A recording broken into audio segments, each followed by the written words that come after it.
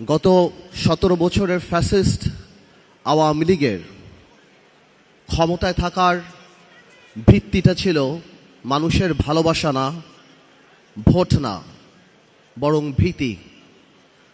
গত 17 বছর গুম খুন হত্যা করে মানুষকে একটা ভয়ের মধ্যে রেখেছিল, ভীতির মধ্যে। কিন্তু আওয়ামী লীগ উপলব্ধি করেনি যে এই ভীতিটা একটা পর্যায়ে ঘৃণায় রূপান্তরিত হবে এবং ঘৃণা রূপান্তরিত হবে গণঅভ্যুত্থানে। আমি আরেকটা কথা সবসময় বলি, জেল থেকে বের হওয়ার পরে বলেছি, আমি বিশ্বাস করি তাই আমি বলি, আমি একটু স্পিরিচুয়ালিটিতে বিশ্বাস করি, ডিভাইননেসে বিশ্বাস করি। একটা মানুষ বা একটা দল, কত বড় একটা রাজনৈতিক দল, কিভাবে বাংলাদেশের মানুষের মনের মধ্য থেকে উঠে গেল, কেমন ভাবে এত বড় একটা ঘৃণার পাত্র হিসাবে পরিণত হলো যে আজকে শুধুমাত্র সামাজিকভাবে বাংলাদেশি ইতিহাসে কোনো রাজনৈতিক দলের এমন পতন হয়নি।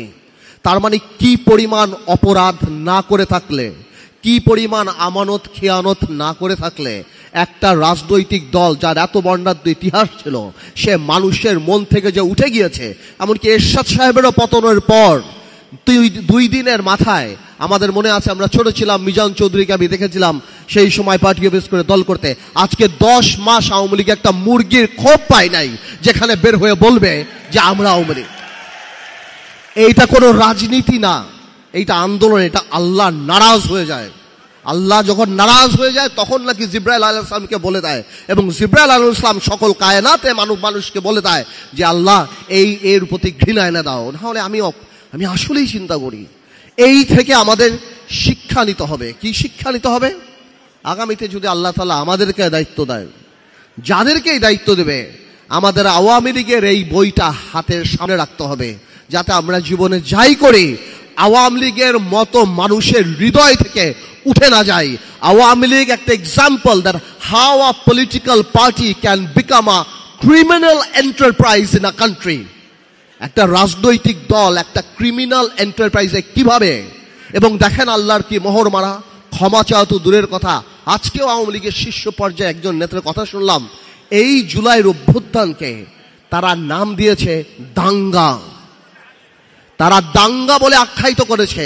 এটা মানে কি, এই যে মনে আছে যখন আবু সাইদকে গুলি করা হয়েছিল, বলেছিল তারা ড্রাগ এডিক্ট। তার মানে আমাদের এই অর্জন, আমাদের যে স্বাধীনতা, তাদের যে পরাজয়টা, এটা তারা এখনো মেনে নিতে পারছে না। আমি খালি একটা ছোট্ট অনুরোধ করব বিএনপিকে, যেহেতু ইনশাল্লাহ বাংলাদেশ জাতীয়তাবাদী দল সামনে যাবে।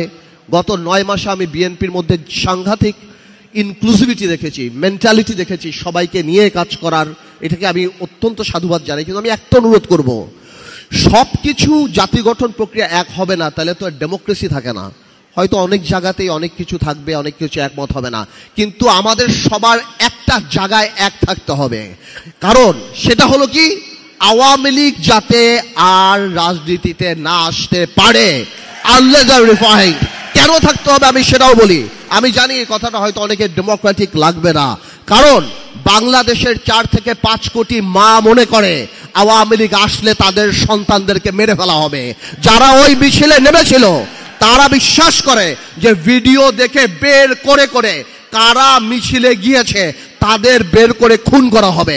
আপনার মনে রাখতে হবে, for a special criminal you need special law. আপনি সাধারণ ল দিয়ে স্পেশাল ক্রিমিনালের বিচার করতে পারবেন না। আওয়ামী লীগ তার মেধায় রাজনীতিতে বিশ্বাস করে না, প্রতিশোধে বিশ্বাস করে। খুব শীঘ্রই আওয়ামী লীগের আওয়াজ নরম হয়ে যাবে, বলবে যারা উপলব্ধি করেছে আসেন আমরা একসাথে কাজ করি, এরা জঙ্গি। ভাইয়ের আমার, এই ট্র্যাপে পড়বেন না। Awami League is not a political party. বাংলাদেশের প্রত্যেকটা মানুষ যারা ফেসবুকে লাল করেছিল তাদের জীবন লাল করে ফেলবে, ধ্বংস করে বলবে।